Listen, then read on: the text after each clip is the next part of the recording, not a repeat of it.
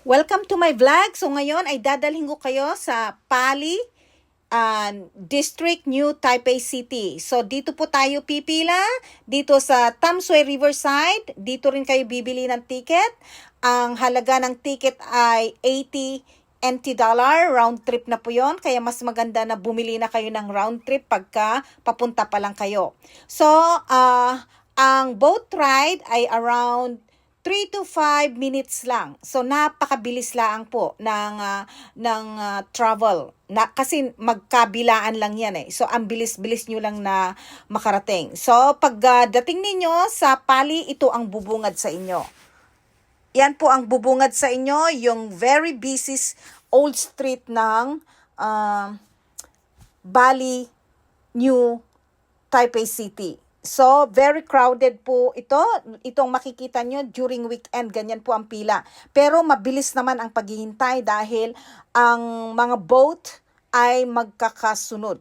So, kahit na ganyang karami ang pila, hindi ka magtatagal ng ganyang katagal. So, ito po, magsisimula po tayo sa dulo. So, ito po yung makikita ninyo dito sa riverside ng Bali. So, napaka-friendly po ng lugar na ito, lalo na sa mga may mga pet. So, pwedeng-pwede ninyong dalhin ang mga pet ninyo rito. Kasi napakalaki ng lugar at napaka-spacious niya.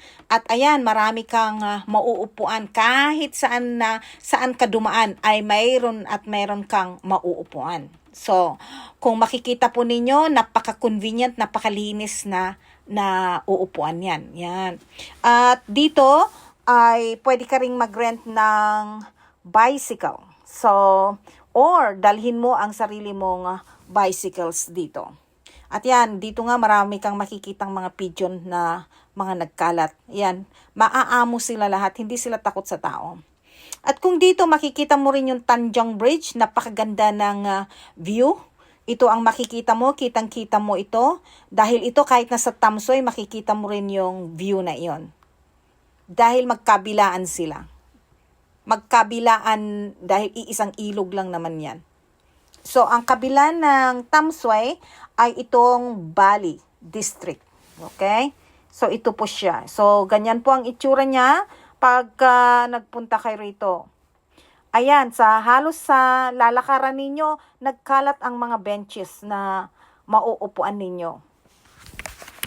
So, kung pupunta rin kayo dito, dahil lalo pagka mainit na, lalo na pagka ang weather ay summer, ay talagang kailangan nyong magsuot ng sombrero at saka maglagay ng sunscreen.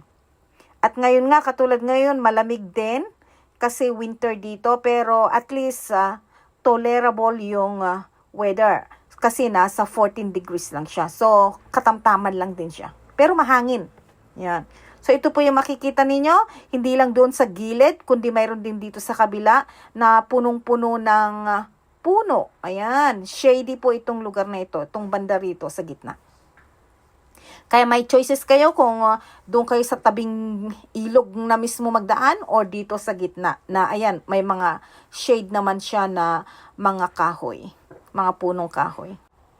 Kung nagustuhan po ninyo ang video na to, please don't forget to like, comment, share, and subscribe po. At huwag nyo pong kakalimutan na panoorin ang mga susunod pang video. Kasi mayroon pang itong part 2 at saka mayroon pa siyang part 3.